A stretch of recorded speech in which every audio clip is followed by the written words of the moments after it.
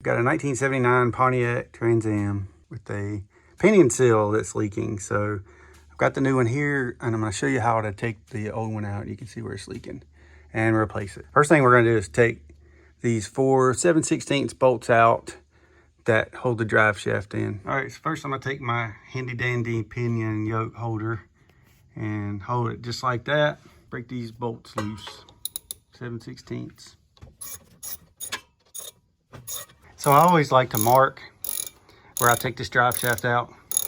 I'll mark it here and here with a paint pen, and then I'll just mark it here and here as well. Sometimes cars, if they get out of balance, the drive shaft, sometimes they actually balance them on the car, and I just want to put it back together the way I take it off. You might as well. All right, see how I marked it here?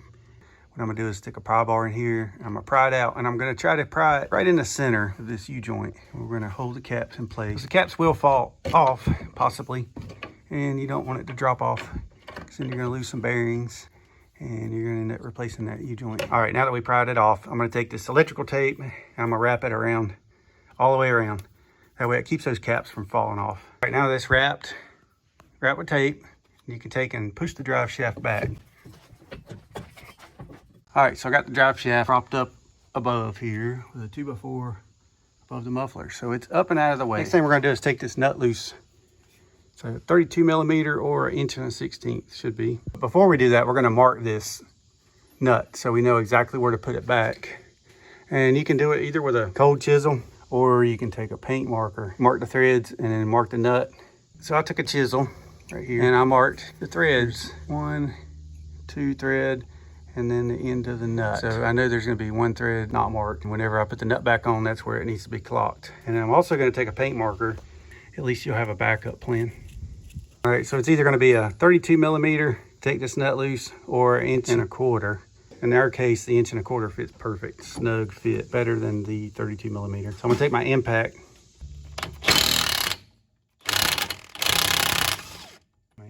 My DeWalt impact works really good.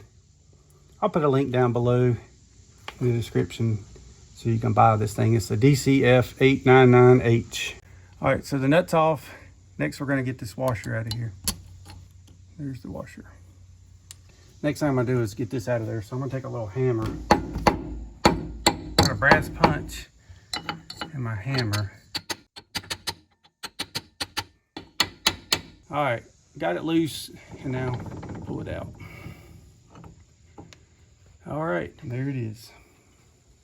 And there's the seal we're gonna replace right here. You can see it's pretty wet underneath it where it's been leaking, obviously. All right, so here's the seal. There's 2 ways to do this. You can take a screwdriver and hit it right here and just keep hitting it until it goes in and you can pry it out. Or this handy dandy seal puller that I have, and I'll put a link below in the description. This one's here's made by Pittsburgh. And you can just grab it like this, pop it right out like that. Works really good. And next, we're just gonna clean that surface, this here that was pushed off of the old seal, like a sealer, paint and sealer. But I wanna make sure I don't get it inside. I don't wanna get it in the bearing. Just clean that off real good, wipe it off with lacquer thinner, brake cleaner. You wanna make sure that there's not a groove or that's part of the reason why they'll leak, but this one's okay. There's hardly any groove at all. And so the new seal is gonna seal in here like this. And this would be, the sealing part is this bigger lip. And then this is just gonna be like a dust seal. All right, so we're gonna put the new one in. Okay, so I got different seal installers. Here's a bearing and race driver set. But the problem is the pinion's in place, so I can't use that. It would be a driver. You got different sizes here. Or this is one that I made years ago. It's actually, this was the part of an old Jessel for when you're doing cam and crank seals in NASCAR. And I ended up making this piece that for driving in seals that fits perfectly on the Jessel. And then I could use that to hammer it in. And I use that to press or hammer in front timer cover seals and the cam seals as well. So what I could do is use that, or if you don't have this, you can try to line it up perfectly and just tap all the way around, but chances are you're going to end up bending this. Or you can take a 2x4 and drill out a hole just enough to go over that pinion and tap it on with a mallet. You know, and the 2x4 will push it in evenly. But I'm going to use this because I have it. I've got the seal here ready to go in place. And you don't want to put any seal or anything in here because then of course it's going to drive it in. It's going to go into the bearing. You could, under extreme conditions, you could put a little bit of like cylinder Loctite around the outside edge of this, right around there, halfway towards the outside. But in this case, it's not like an extreme. You know, we're not going racing. We're not worried about this falling out. So I'm going to put it in place. First, you want to start it as straight and square as possible.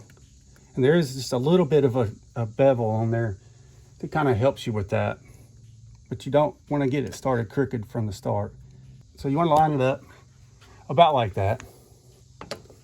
And then I'll take my hammer and then I'll hammer it in. All right, when you hear that solid tap, then that means it's in. And as you see, that sealer paint looking stuff they have on the outside of it is, some of it's pushed out. That's helping to actually do the seal as well. All right, I put a little bit of white lithium grease around the lip. You can actually put a little bit inside the seal, but I just did it that way. Okay. And there it goes in place. And then we'll put the nut back on and the washer and the nut, and we'll pull it in.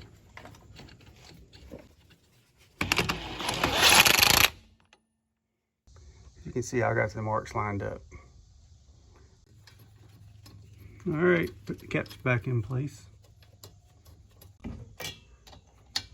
All right, so we're going to torque these to 180 inch-pounds, same as 15 foot-pounds. They're torqued. Next thing we're going to do is we're going to add fluid. So you take your 3/8 ratchet, take this plug out, and we are ready to go for a test drive.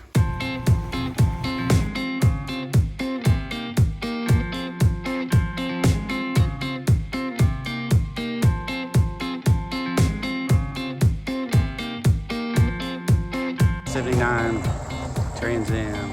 Look at that thing go. Limited edition. Beautiful car. Still got the plastic on the carpets. And there it goes. Another happy customer.